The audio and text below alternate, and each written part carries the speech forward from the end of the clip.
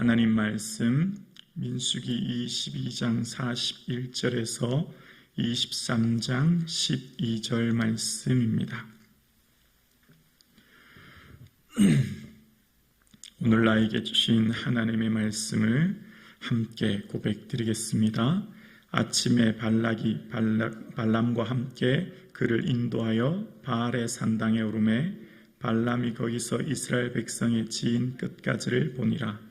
발람이 발락에게 이르되 나를 위하여 여기 제단 7을 쌓고 거기 수송아지 7마리와 순양 7마리를 준비하소서 하매 발락이 발람의 말대로 준비한 후에 발락과 발람이 제단에 수송아지와 순양을 드리니라. 발람이 발락에게 이르되 당신의 번제물 곁에 서서 나는 저리로 가리이다. 여호와께서 혹시 오셔서 나를 만나시리니 그가 내게 지시하시는 것은 다 당신에게 알리리다 하고 언덕길로 가니 하나님이 발람에게 임하시는지라. 발람이 아뢰되 내가 7제단을 쌓고 각 제단에 수송아지와 순양을 드렸나이다. 여호와께서 발람의 입에 말씀을 주시며 이르시되 발락에게 돌아가서 이렇게 말할지라니라. 그가 발락에게로 돌아간즉 발락과 모압의 모든 고관이 번제물 곁에 함께 섰더라. 발람이 예언을 전하여 말하되 발락이 나를 아람에서 모압 왕들이 동쪽 산에서 데려다가 이르기를 와서 나를 위하여 야곱을 저주하라. 와서 이스라엘을 꾸짖으라 하도다. 하나님이 저주하지 않은 자를 내가 어찌 저주하며 여호와께서 꾸짖지 아니하시는 자를 내가 어찌 꾸짖으리야. 내가 바위 위에서 그들을 보며 작은 산에서 그들을 바라보니 이 백성은 홀로 살 것이라. 그를 여러 민족 중 하나로 여기지 않으리로다. 야곱의 티끌을 누가 능히 세며 이스라엘 4분의 1을 누가 능히 셀고 나의 의인은 죽음을 죽기를 원하며 나의 종말이 그와 같기를 바라노라. 하매 발락이 발람에게 이르되 그대가 어찌 내게 이같이 행하느냐.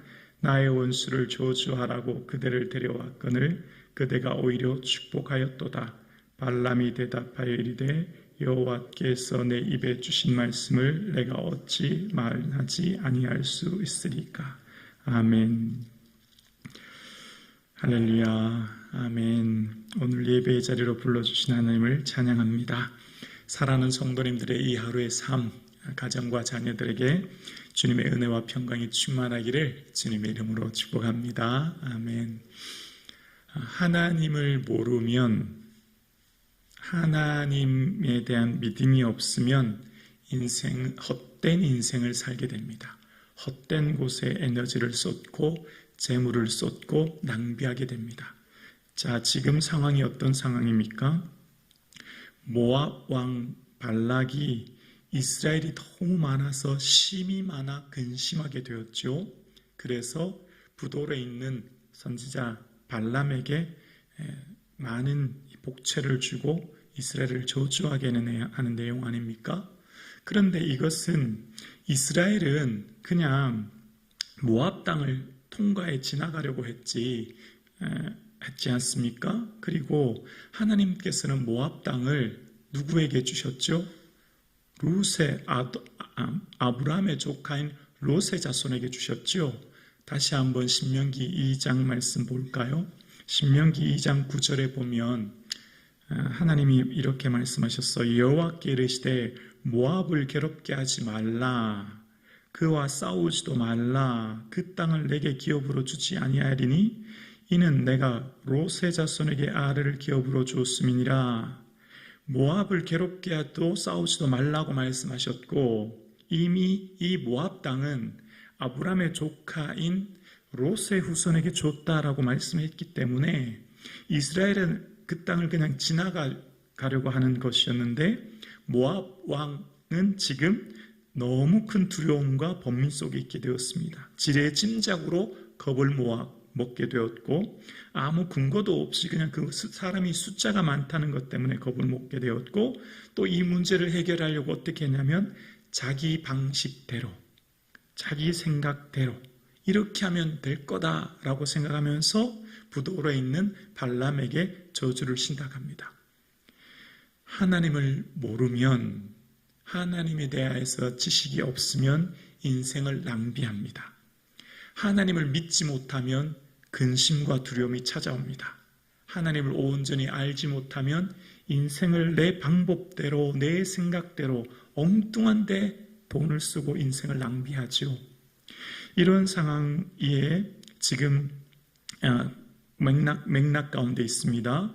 그러면서 이제 먼 부돌에서 선지자 발람이 오니까 아침에 일찍 이 41절에 보면 바알의 산당에 오르메라고 이야기합니다. 바알의 산당에서 이제 이스라엘을 향해 저주하기를 이야기하죠. 그러자 1절에 보면 23장 1절에 발람이 발락에게 이르되 나를 위하여 여기 제단 7곳을 쌓고 거기 숫송아지 7마리와 순양 7마리를 준비하소서 하매. 여러분, 일반적으로 제단을 쌓고 제물은 다 누구께 드리는 겁니까? 다 하나님께 드리는 것 아니겠습니까? 다 하나님을 예배하여 하나님께 제사하는 것이 일반적인데 여기 발람은 나를 위하여라는 표현이 등장합니다. 그러니까 이 지금 제물이 마치 자신을 향한 것처럼 이야기하고 있고, 그러면서 이렇게 준비한 것은 다 발락의 왕이 준비한 것인데 4절에 보면 내가 7제단을 쌓고 라고 하면서 내가 마치 하나님께 드린 것처럼 이야기하는 발람의 모습을 보게 돼요. 자, 이런 상황 가운데 이제 하나님이 그 입에 말씀을 주시면서 이야기하십니다. 뭘 말씀하시냐면 8절인데요. 23장 8절에 보면 하나님이 저주하지 않은 자를 내가 어찌 저주하며 여호와께서 꾸짖지 아니하시는 자를 내가 어찌 꾸짖으리라 라고 이야기합니다. 사실 이 말씀을 자세히 보면 발람에게 하시는 말씀 같아요. 발람은 지금까지 발람의 삶은 마치 말로는 하나님을 경외하는 것 같고 말로는 하나님의 말씀을 순종하는 것 같은데 그 몸의 행동을 보면 겉과 속이 다른 모습을 보게 됩니다. 그러니까 지금 계속 이 바알의 산당까지 오게 된 것, 왜 오게 되었을까요? 그 마음에 있는 욕심 때문에 여기까지 왔다는 것을 알게 돼요. 그래서 유다도 구약의 3대 죄인에 대해서 이야기할 때 유다의 말에 가인의 길, 발람의 어그러진 길, 고라의 패역한 길 중에 얘기할 때 발람의 길을 얘기하지 않습니까? 이렇게 발람의 모습이 이야기하면서 11절 보시겠어요? 11절에 보면 발락이 발람에게 이르되 그대가 어찌 내게 이같이 행하느냐 나의 원수를 저주하라고 그대를 데려왔거늘 그대가 오히려 축복하였도다. 발락이 모압왕 발락의 말에 저주하라고 했더니 오히려 축복을 합니까? 라고 이야기하는 것을 보게 돼요. 하나님께서 아브라함에게 약속하신 게 있어요. 내가 너로 큰 민족을 이루고 내게 복을 주어 내 이름을 창대하게 할 거다. 너를 축복하는 자를 내가 축복하고 너를 저주하는 자는 내가 저주할 거야. 이스라엘의 하나님이 아브라함과 그 자손들을 보호하고 지키시고 너를 저주하는 자는 그 사람이 오히려 저주를 받는다. 이런 말씀 기억나시죠? 오히려 그를 저주하지만 하나님이 오히려 그를 축복하신다라고 이야기합니다. 그래서 하나님께서는 지금 이스라엘을 지키고 보호하고 계신 것을 이야기하고 계시죠. 그러면서 이후에 느헤미야가 이때 당시 상황을 가지고 모세의 이야기를 다시 한번 반복해서 얘기하는 상황이 나오는데요. 느헤미야 13장 1절과 2절에 보면 느헤미야가 이렇게 이야기합니다. 그날에 모세의 책을 낭독하여 백성에게 들렸는데 그 책에 기록하기를 암몬 사람과 모압 사람은 영원히 하나님의 종에 들어오지 못하리니 이는 그들이 양식과 물로 이스라엘 자손을 영접하지 아니하고 도리어 발람에게 뇌물을 주어 저주하게 하였음이라. 그러나 나오죠. 우리 하나님이 그 저주를 돌이켜 복이 되게 하셨도다 하였느니라. 아멘. 오히려 하나님이 그 저주를 복이 되게 하셨다라고 이야기합니다. 모압이 그를 저주하려고 했지만 그래서 모압은 오히려 여호와의 총에 들어오지 못하는 것을 못하게 되었다라고 이야기합니다. 하나님께서는 하나님의 백성을 보호하시고 지키시는데 다른 어떤 외부의 적들이 그를 저주하려고 해도 결단코 그런 일이 일어나지 않고 오히려 하나님께서 축복해 주신다. 이제 그런 얘기를 합니다. 자, 그러면서 여러분 한번 발람의 길을 한번 생각해 볼게요. 지금까지 발람이 왜 이렇게 바알의 산당까지 오게 되었을까요? 그것은 그 마음에 있는 욕심 때문이었습니다. 욕심. 말로는 하나님을 경외하는 것처럼 얘기하지만 실제 그 삶 가운데서는 하나님을 경외하는 삶의 모습이 등장하지 않았고, 발람이 이 발람의 모습을 선지자의 미친 행동이라는 표현으로 베드로가 이야기하지 않습니까? 그럼 구체적으로 뭐가 이렇게 하나님을 고통스럽게 했을까요? 발람에 대해서 지금까지 읽어오면서 여러분 크게 뭔가 실수하지 않았다는 모습 보이지 않습니까? 발람 선지자의 모습 속에서 뭔가 사울왕처럼 뭔가 재단을 자신을 위해 뭔가 재단을 쌓거나 뭔가 크게 잘못한 게 없는 것 같은데 계속해서 이 신약의 선지자들을 보면 발람 선지자에 대해서 이야기하는 것을 보면 굉장히 악평하지 않습니까? 그 이유가 뭘까요? 그 이유를 찾으려면 요한계시록 2장 14절을 보면 왜 이토록 발람에 대해서 악평하는지 얘기하는지를 알게 되는데요. 요한계시록 2장 14절은 초대교회 7교회 중에 두 번째 교회인 버가모 교회에 대한 이야기를 하면서 그 중에 이런 얘기가 나와요. 그러나 내게 두어 가지 책망할 것이 있나니 거기 내게 발람의 교훈을 지키는 자들이 있도다. 발람이, 자 이제 발람에 대해서 이야기합니다. 발람이 발락을 가르쳐 이스라엘 자손 앞에 걸림돌을 놓아 우상의 제물을 먹게 하였고 또 행음하게 하였느니라. 보이십니까? 자, 구체적인 이 발람의 잘못이 나오는데 그게 뭐냐면 모압 왕 발람에게 가르쳐줬다는 거예요. 뭘 가르쳐줬냐면 그들이 우상의 제물과 행음하는 것을 가르쳐줬다라고 이야기합니다. 이게 언제 등장합니까? 여러분 다음 주에 있을 본문인 25장에 이런 일이 등장하죠. 25장에 가면 민수기 25장에 보면 시뜸에서 모압 여인들과 음행하기 시작했고 이것 때문에 24,000명이 죽게 됩니다. 이 이유가 무엇 때문이라는 겁니까? 바로 이 선지자인 발람으로 인해서 이런 일이 일어났다는 거죠. 당신들이 그렇게 저주하려고 해도 하나님이 저주하지 않습니다.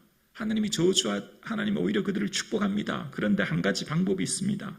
그들이 넘어뜨리게 하는 것, 그들이 넘어지게 하는 한 가지 방법은 이런 겁니다. 라고 가르쳐 줬다는 거죠.